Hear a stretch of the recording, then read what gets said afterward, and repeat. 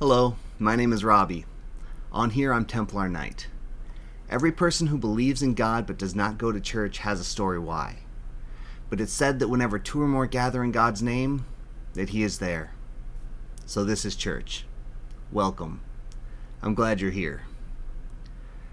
For those of you who are not watching on the live stream and are catching up with this on YouTube, I look different. After last week's After last week's fundraiser, we reached a goal where I shaved my beard. Most of it, anyway. So, that's why I'm looking a little different this week, but don't worry, it'll grow back. So this week we are continuing the restoration series. And we're getting to that stage where these cars are getting close to finished. We have put so much together. We started at the beginning and we have come so far, and it has been a great journey. And now I'm at that point where when I'm trying to think of what am I doing next, I know I'm out of order. But I'm just kind of waiting to see where God pulls me and say, okay, that's the next part of the car. So last week we put in the windows. And we talked about looking around and seeing who's nearby and just being aware of our surroundings and what we can see. This week we're going to put in the lights. Now, the purpose of lights on a car is to show us where we're going in dark times. The purpose of lights in our faith, to show us where we're going in dark times.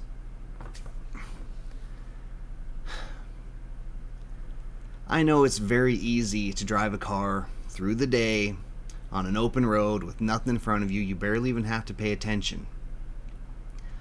But every now and then you're out a little later than usual, or some event keeps you out or has you going out early, and it's dark. So what do? We flip the switch. We turn on our headlights. And they serve an invaluable purpose. They show the road. They show the signs, they show any objects that could possibly be in our way. Headlights are valuable. They are... Well, you wouldn't be able to go at night without headlights. You would be stuck sitting where you were until the light came. So we take that to our faith. How do our headlights work for us? Because we need them. I could not imagine a faith that was stuck sitting in one spot, unable to move until the light came, until the sun comes up, until the dark goes away. Because I'm pretty sure I'm not the only person here who can say that you've gone through some dark times. You've had some rough spots where it was a little dim and you could not see where you were off to. I know I have. Sure, we all have. And that's the importance of having a light in your faith.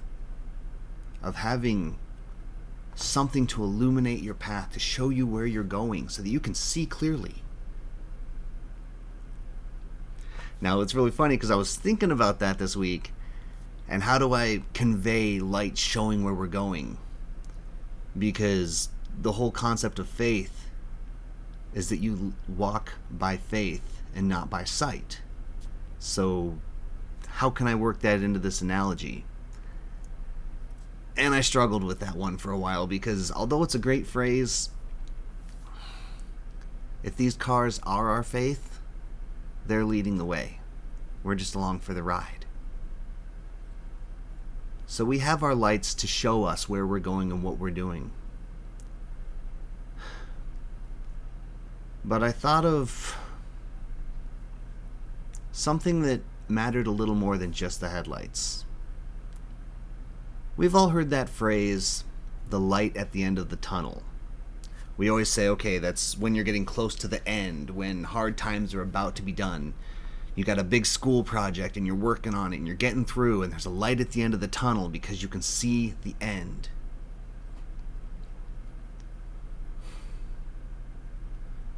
What if there's someone who is trapped in that tunnel with their faith and they don't have that light?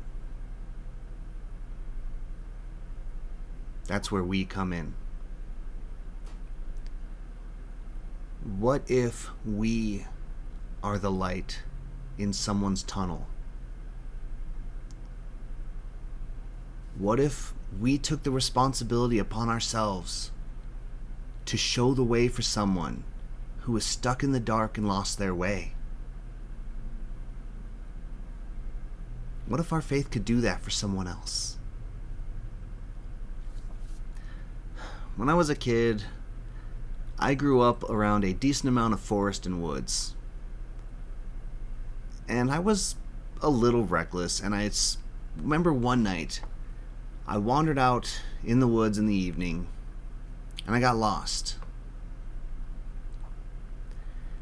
And it got dark, and I didn't know what to do, because I didn't know which way I was supposed to walk. I didn't know which way I was supposed to go anymore, because I couldn't see. So I resolved that I was just going to sit there by a tree and wait till the sun came up. And that lasted a good 3 hours. I was just sitting there, scared, a little chilly, just sitting there accepting the consequences of my actions and that I was going to have to spend the night in the woods. I brought this upon myself. But then I saw a light. Off in the distance, through the trees, I saw the beam of a flashlight. And it was moving around, going left and right and back and forth. And when I saw that light, I knew which way to go. It wasn't my light. It was someone else's light. Someone who had come for me. They didn't find me with their light, but they showed me the way. Sure enough, it was my dad. He knew I had wandered off. He realized I hadn't come back. He grabbed a flashlight and came looking for me. I could only be so many places in the woods. But long before he saw the situation I was in, long before he spotted me, I saw his light.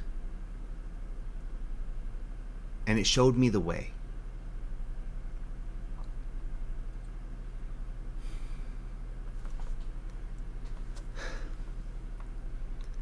I would like to think that for most of us, at some point in time, we're going to require someone's light to show us the way. What if I'm that guy?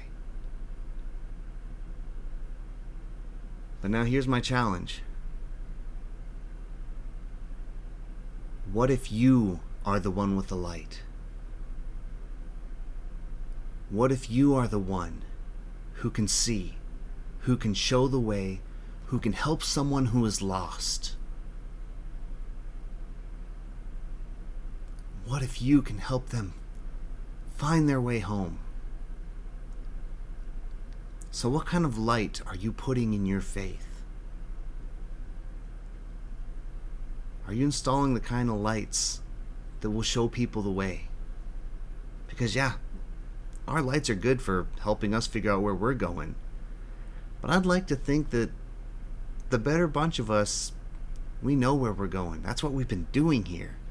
We've been figuring out how to take this faith and do something with it. How to show what we believe and how much we love the Lord, that I don't think many of us are in the dark anymore. So now that our cars are getting finished and our faith is being completed, it's time for us to show the way for others. It's time for us to look out these windows we just installed and say, hey, you lost? You need help? Let me show you how to get there.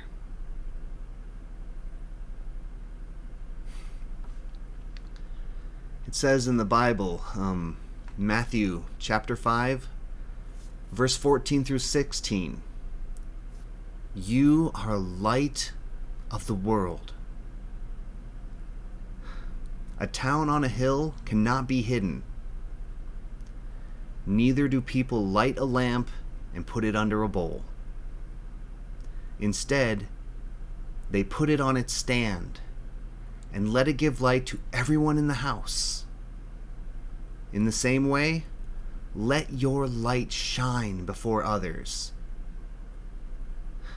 that they may see your good deeds and glorify your Father in heaven.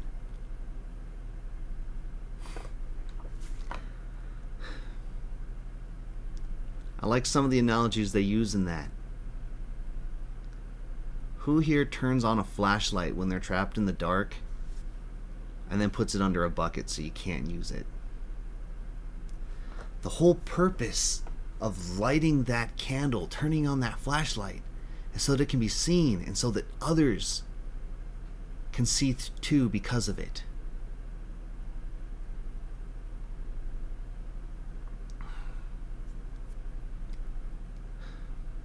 I think it's time to see what our lights can do.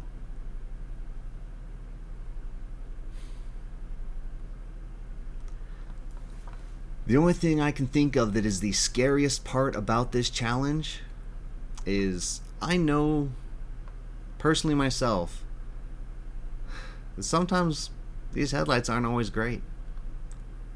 There are times when I'm driving to work in the morning and it's, the sun's coming up, but it's not quite there. It's bright enough that you can see. And here comes that truck in the opposite lane with the neon bar over the top, just blasting away, and I'm like, dude, it's fine, I can see. Can you turn that off for a little bit? It's a little overbearing. Because I can tell you that I know Christians who got that neon bar, and I don't think they realize that not everyone's ready to stare into the sun.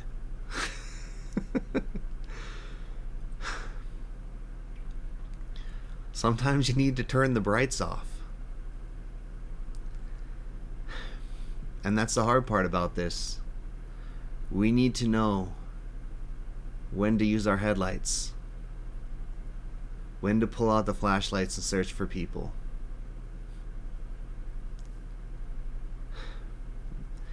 Because if there's one thing that a lot of people will say about us Christian folk is that sometimes we can be a little overbearing. And it's hard, I know. I will admit I've been guilty of that before because I'm so excited.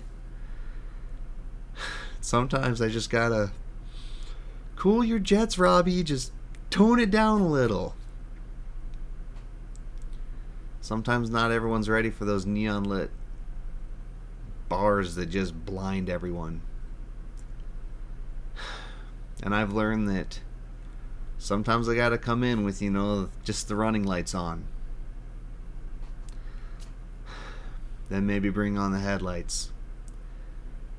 And then once they know what I'm about, shine the brights in the direction we're going so that they can see my light and I can help show them the way.